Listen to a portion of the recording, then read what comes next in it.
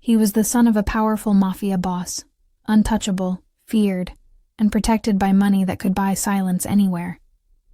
But when an illness struck him down, even 100 of the world's best doctors couldn't save him. His father's empire trembled, his enemies waited, and hope was fading fast. Then, from the shadows of the hospital's cleaning staff, a young black woman stepped forward. A woman no one took seriously because of who she was. What she did next would shock the medical world and expose a truth money and power could never bury.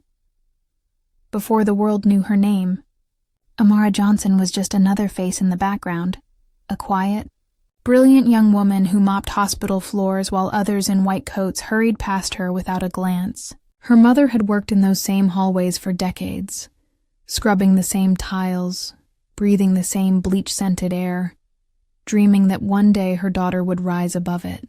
And in a way, she had, at least in her mind. Because while others saw a cleaning lady's daughter, Amara saw the world as a puzzle waiting to be solved. Every night, after her shift, she would sneak into the abandoned lab on the 5th floor, the one no one used since the hospital's funding cuts. There, under dim lights and flickering monitors, she studied medical textbooks discarded by interns, taught herself anatomy from old training models, and memorized research journals she found in the trash. Her mind was a storm, sharp, restless, unstoppable. But outside those walls, no one cared. To them, she was invisible, a girl with gloves, a mop, and no future beyond the cleaning cart she pushed. She never complained. Her mother always told her, "We may scrub the floors, baby, but that doesn't mean we're beneath the people walking on them." Amara believed that, even when the nurses ignored her greetings, or when patients looked away as she entered their rooms.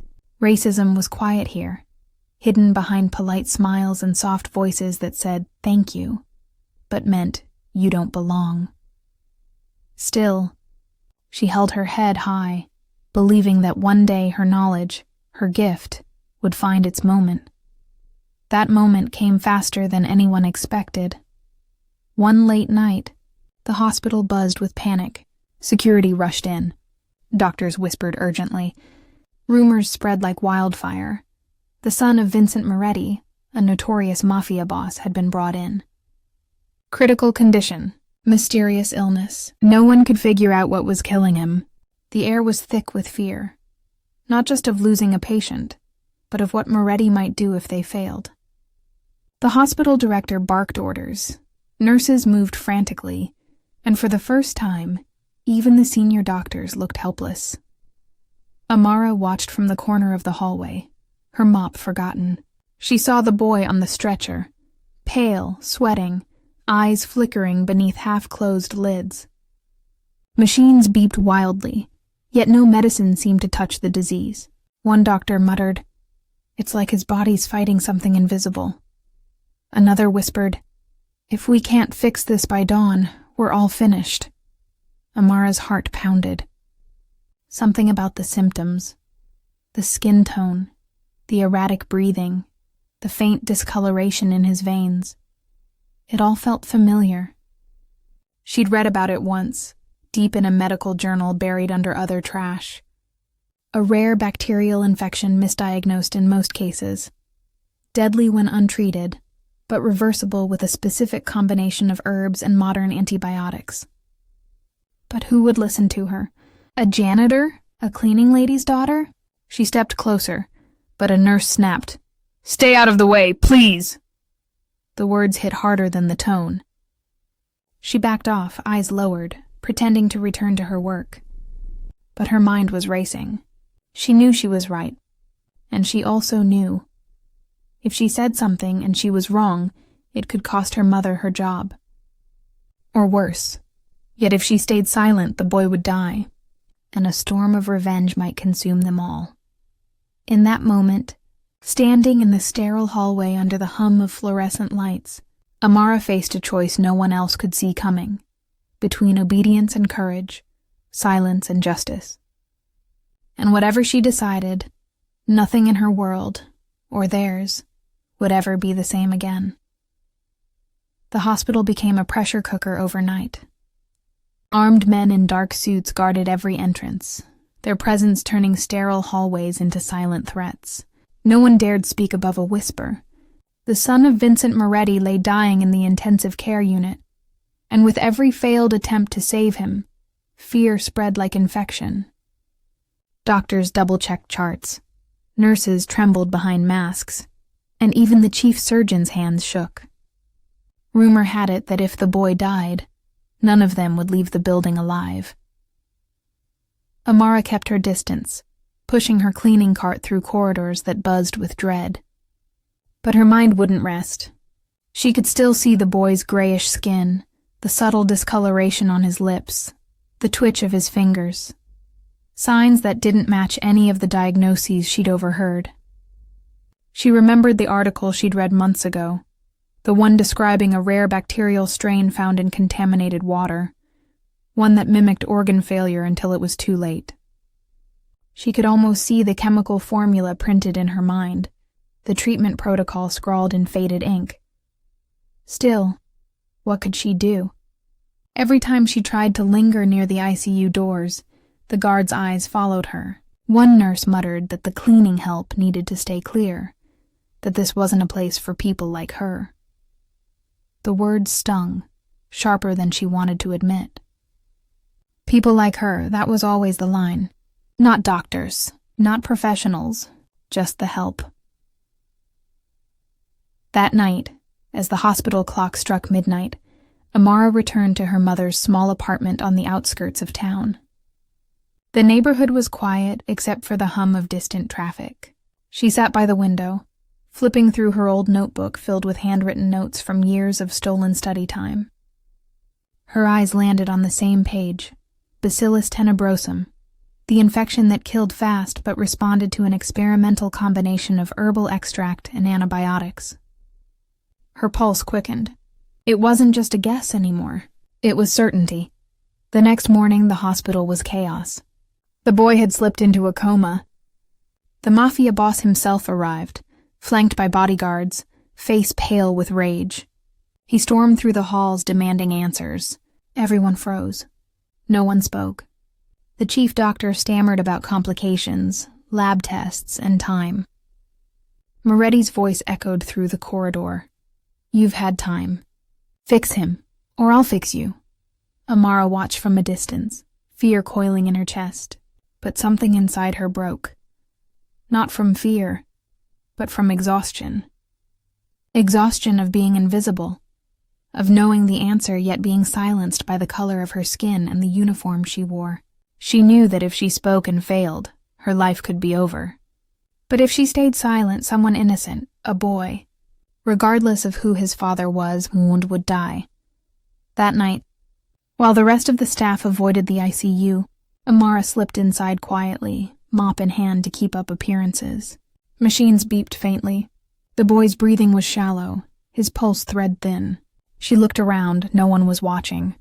She took a deep breath, steadying her trembling hands, and opened the drawer of medical supplies.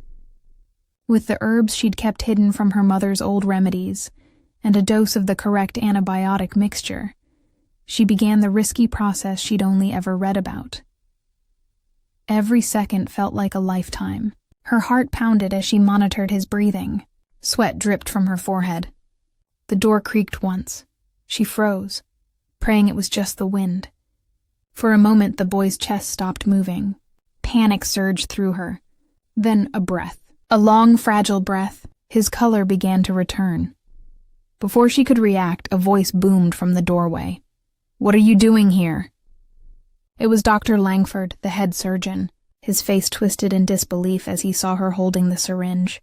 Within seconds, guards and nurses filled the room. She tried to explain, but her words were drowned by shouts. "She touched the patient. She contaminated him.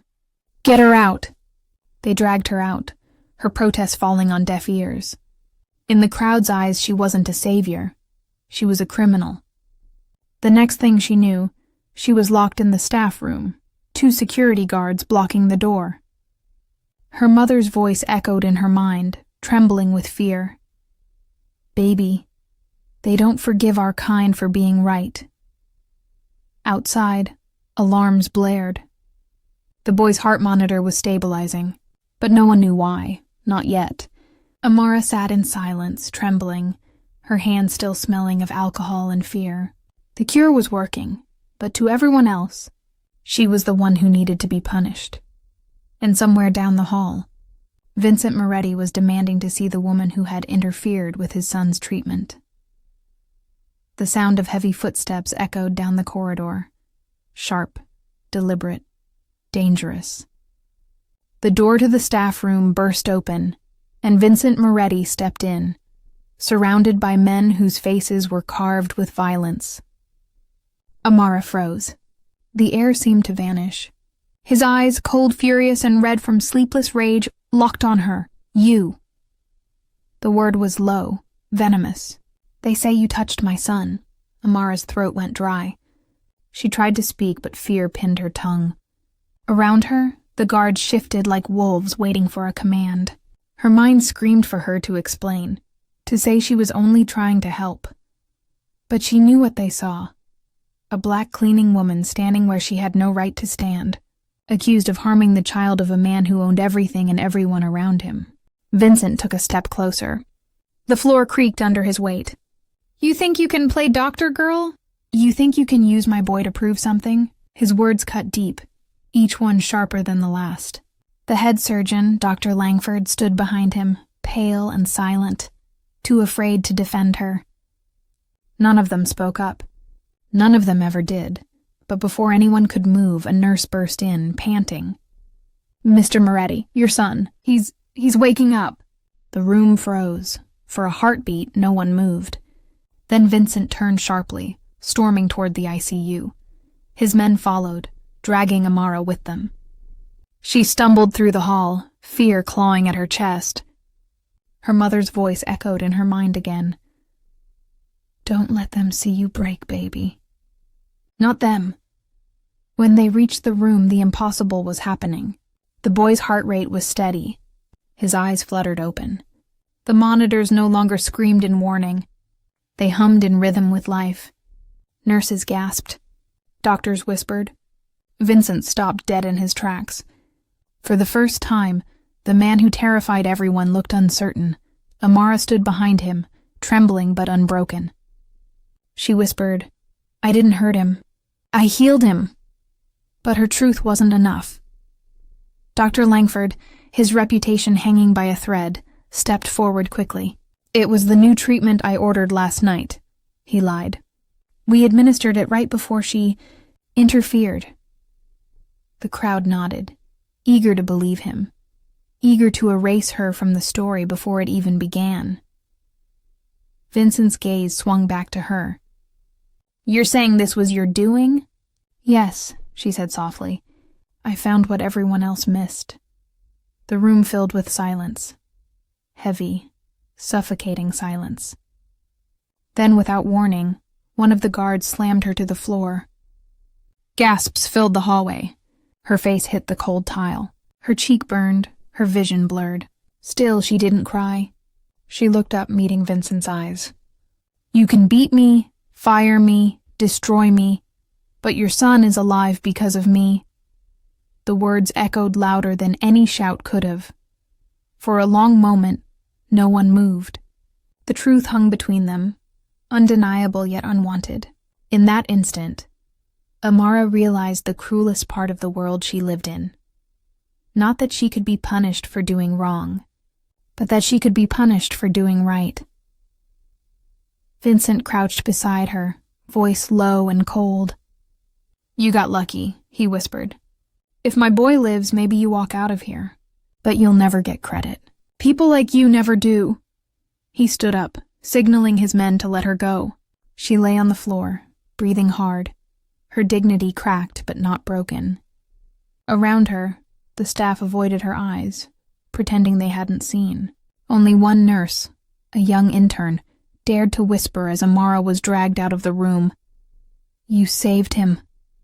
Didn't you? Amara didn't answer. She didn't need to. The truth was alive in that hospital bed. breathing proof that brilliance can bloom from the places the world refuses to look. As the doors slammed shut behind her, she felt a quiet fire ignite inside her chest. She'd risked everything, her job, her safety, her future, and to do what was right. But deep down, she knew this wasn't the end, because in a world built to erase her, survival itself was a revolution. The next morning, the hospital was calm again, but it was the kind of calm that hides the storm beneath. The mafia guards were gone, the hallways quiet, the air thick with whispered rumors. The son of Vincent Moretti had survived. Doctors called it a medical miracle, and headlines would soon echo that phrase across the city. But not a single one mentioned Amara Johnson, not the cleaning lady's daughter who had risked everything, not the woman whose brilliance had defied an empire of fear and prejudice. She was escorted out before sunrise. No formal firing, no written report, just a quiet order that her services were no longer required. Her mother stood by the hospital gate, tears shining in her tired eyes, clutching the small box that held Amara's few belongings, her gloves, her name tag, and the worn-out notebook filled with the knowledge that no one ever cared to see. For a while, Amara said nothing. She simply walked home, each step echoing with exhaustion and disbelief. The world had turned upside down, but only for her. Inside that hospital, life moved on. Doctors returned to their routines, pretending not to remember the night before. The man who owed his son's life to her power of observation would never speak her name again. But something inside Amara had changed, something that couldn't be erased.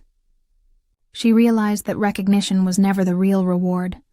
Survival was, courage was, the truth was, and while the world refused to see her genius, she would no longer hide it. Weeks passed. Then one morning, a story broke quietly on a local blog, written by that same young nurse who had whispered, "You saved him." "Didn't you?" The article told everything. The mysterious woman who had healed the mafia boss's son after every doctor failed, the racism that buried her act of heroism, and the silence that followed. It spread faster than anyone expected. People began to ask questions. Who was she? Why was she erased? And why, in a country that claims equality, does brilliance still need permission to be seen? Soon, universities and journalists started calling. Medical researchers wanted to confirm her discovery. The infection, the formula, the method she used. What began as whispers turned into headlines. The cleaning lady's daughter who outsmarted 100 doctors. Some praised her as a genius. Others tried to discredit her, claiming she got lucky. But even they couldn't deny the truth. The boy lived, and Amara's method worked. And for Amara, that was enough. She didn't seek revenge or fame. She began teaching young students from her neighborhood, showing them how to study, how to observe, how to think, how to believe that their minds mattered, even when the world tried to tell them otherwise. Because she knew that real change doesn't start in boardrooms or courtrooms. It starts in quiet rooms, with people who refuse to stop believing in themselves. The hospital never apologized. Vincent Moretti never reached out. The system that failed her never admitted its guilt. But history has a strange way of remembering the truth, especially when the world tries to bury it. Her name might not have been written on any official plaque, but her story lived in every heart that heard it. Because Amara's story isn't just about medicine or courage. It's about the power of seeing worth where others see none. It's about how racism doesn't just steal opportunities. It steals acknowledgement, dignity, credit. And still people like Amara rise, again and again, proving that genius has no color, and compassion has no uniform. Healed bodies can forget, but healed souls remember. As her students once asked her how she managed to keep going, Amara smiled and said, "They tried to make me invisible, so I became unforgettable." And maybe that's the question this story leaves behind. How many more Amaras will the world erase before it finally learns to see? Because somewhere, right now, another young black woman is being overlooked, underestimated, unseen. And maybe, just maybe, she's the one who could save us all.